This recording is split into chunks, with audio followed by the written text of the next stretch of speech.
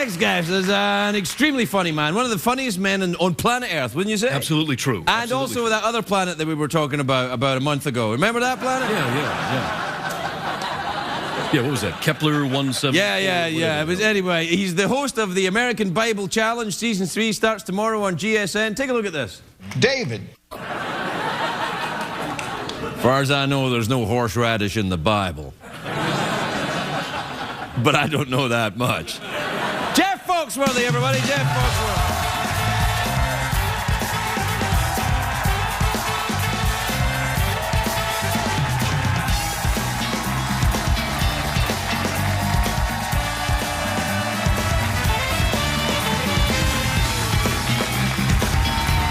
Thank you. Now look at that. You're crazy. Hey, there's no horseradish in the Bible, is there? I don't think there is. No, I mean, are there any recipes at all in the Bible? There's like manna, you know. Yeah, manna. Yeah. But manna was from heaven. It wasn't like, here's how you make manna. I don't think God was giving out the recipe. No, I don't. He's making it every day. Yeah, I don't think. I bet you there's everything in there. There's bound to be. Do you know the Bible? Do you know it well? Pretty good. You know, the thing on the show, though, because I've got this accent and my Southern education, so I butcher every name in the Old Testament. The cards that I hold, it's just phonetic pronunciations of the Old Testament names. And I have a little thing in my ear where they'll say things like, Jeff, ask the question, but go to commercial before you reveal the answer. Half the time, they're just dying laughing, going, no, that's not even close, not even close. It's not Nebuchadnezzar, it's Nebuchadnezzar. They're hard, some of these things. Oh, yeah, like but also, if you're doing the American Bible Challenge, there's a lot of different people, who get very different ideas about how the Bible should be, read. So don't they get mad at you if you, because they might think a right answer is a wrong answer, and you know what I'm saying here? I have no idea. Yeah, you do. No, I don't. Oh, yeah, well, and that's one of the things to consider is you've got all these different translations of the Bible. So when we ask a question, you may have like 8 possible answers, and they'll say it could be this, this, this, or this. So this is too hard a game show for me. Yeah. Do you think you do well at it? I mean, what was this? Smarter than a 5th grader?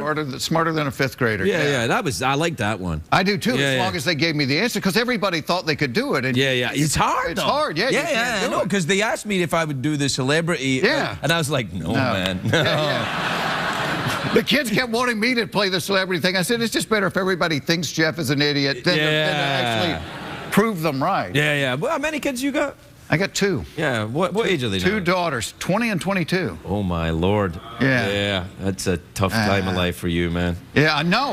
Well, you're kind of the other side of it now, because we're empty nesters this year. I haven't worn pants since September. It's awesome, man. It's, the first time was the show tonight. So. Yeah. You got nice legs? You do squats?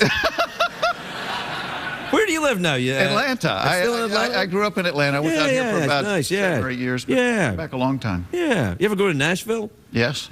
Do you really? Yeah. I like Nashville. Yeah. You walk around drinking moonshine. Walking down the street, turning my guitar. Playing your guitar. Yeah. Do you play music? No, I don't. But I love music. I think every comedian is a comedian because we all secretly want to be a musician. Oh, for sure. Absolutely. I've never met a comic that didn't want to be a musician. Yeah, I know. And I've never met a musician that didn't want to be an actor. Really? Yeah. And then when they try, you ever see Mick Jagger at the acting? It's not so good. Oh, bad. I'm just going to perform. And just how many parts can you do like that? Right? That's right. No, Jurassic Park 4. And here's the worst thing about the T-Rex, he can't even reach his nipples. Oh, that's right. No, That's why the T-Rex was... That's why he's in a bad mood. He can't even reach them. There you go. So what about the blue-collar guys? You been doing any of that stuff recently? Well, I did a thing with Bill and Larry last year. Ron by himself is a little bit... Ron's crazy. I mean, he's crazy. But he's so funny. Like, half the stuff he did on the blue-collar tour, we'd be sitting around having dinner, and he's like, did I ever tell y'all about the time I got kicked out of a bar? And he would tell these stories, and we would just be beating the table going, you have to tell this on stage. Yeah, and he does. Yeah. He's the only comedian I've ever met who is exactly the same. Yes. Like, he's like, that's who he is, and he goes up there, and he keeps drinking, and he keeps talking. Yeah.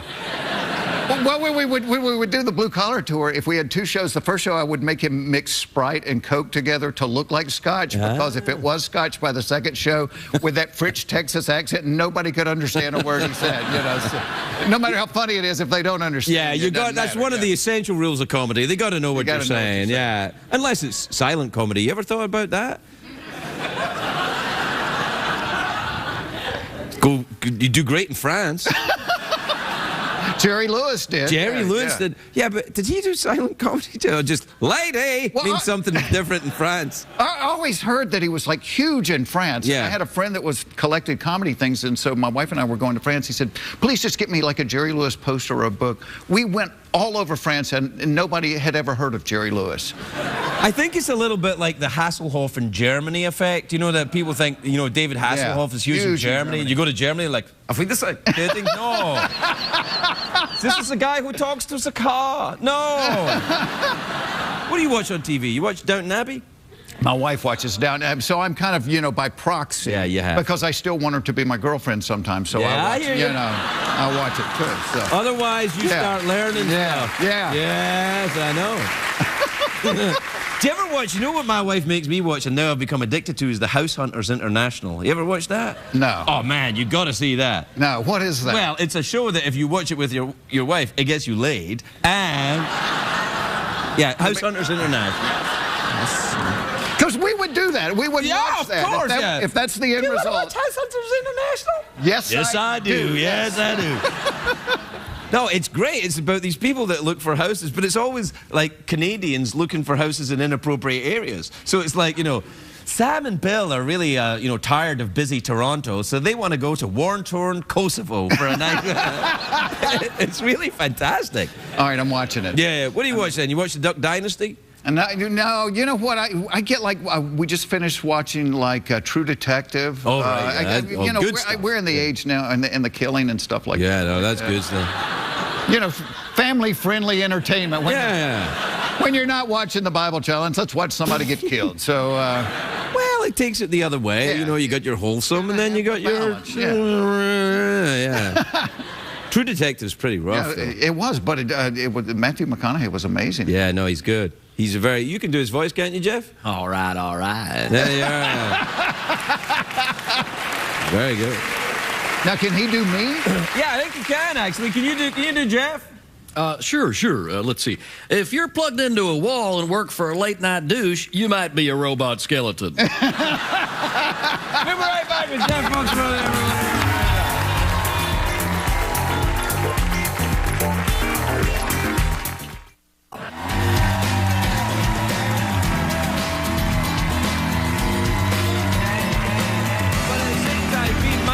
Other people, I think that's the way to do it. Welcome back, everybody. I'm here with Jeff Foxworthy. We're out of time, Jeff. Oh, no. Wow, that went fast. No. You in therapy? Come on, man. Okay. Were you ever slapped around by grade school teachers when you were young? No, I don't think so. I don't. Come on, I think that's called denial. What? You know, but like we grew up in the age where it was okay to like beat up kids. Well, it's like seriously, like my oldest daughter, when she was 5, she gets a computer. You know, she can do the whole thing. Remember, we got like the wooden paddle with the rubber band and the red ball. Yeah. And then you would hit it about 4 times. The rubber band would snap. The ball would go across the room, break something, and you get a spanking with the paddle. So I'm like, kind of turning me on a little bit now. Yeah. Did you ever get the clackers? You go like that, and then they would splinter and go in your eye. You go like they have to try and. Some of the stuff they let it. You remember, like the wood burning kit was like. It was. I think that might have been a Southern thing. Was that a Southern thing? Does anybody remember that the and it would get Really? It was a sharp metal stick that would heat up to like 5,000 degrees, and then you would burn a picture into a piece of wood, and the cord on it was like that long, so you would always be next to the drapes while you were playing with it. Whoa! Now, did you have lawn darts? Lawn darts, yeah. I still have scars. What a great idea. Because and on the front of the box, you had a plastic circle in front of you, and you were supposed to throw the darts into the plastic circle in front of your friends with a dart, a 12-pound dart. But I had regular darts. I had an older brother, and he told me, because I didn't know any better, he said, this is how you play darts. You hold the dartboard, and I throw the darts. That's true, and I still have dart marks on my body. We would throw the lawn darts up in the air, and I would always say, if you catch one of those with your head, you're getting coloring books for Christmas the rest of your life. I mean, it's done. Yeah, it'd be pretty bad. But now it's like I can't do it anymore. And my kids are still young, and they go, you can't spank them. You got to be nice to them and I know it. And deal with their feelings and stuff. It's a problem. Now, did you have, my parents were too lazy. We had the swing set. Yeah. My parents were too lazy to actually dig a hole and go buy a bag of concrete. So our swing set, anytime you swung, the legs of it would be like, womp, womp. Yeah. I had those. Yeah, good times. I'm amazed we survived, to be honest.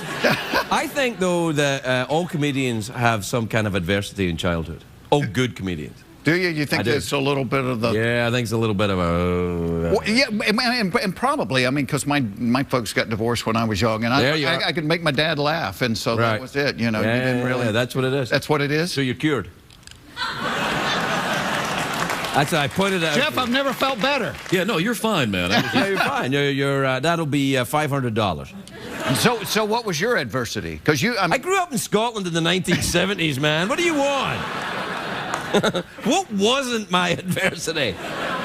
Pick something. Dentistry, sniffing glue, abusive teachers. Well, that was another thing as a kid, because, now my mom, if she sees me drink a beer, my mom just has a fit. And, when I was a child, she bought me model airplane glue, by the bags full. And you're in your room trying to build models. I'm higher than AC/DC. Yeah.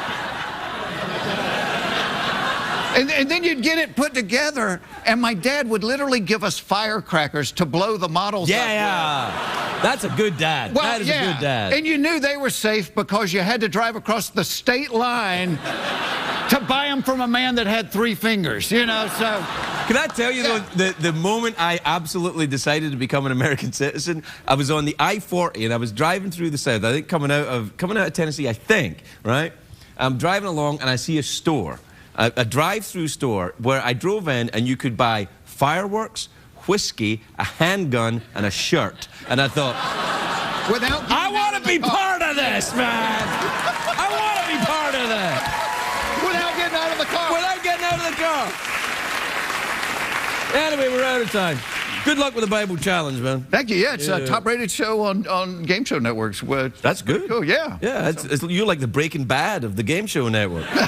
Yeah, exactly. Jeff Foxworthy, everybody.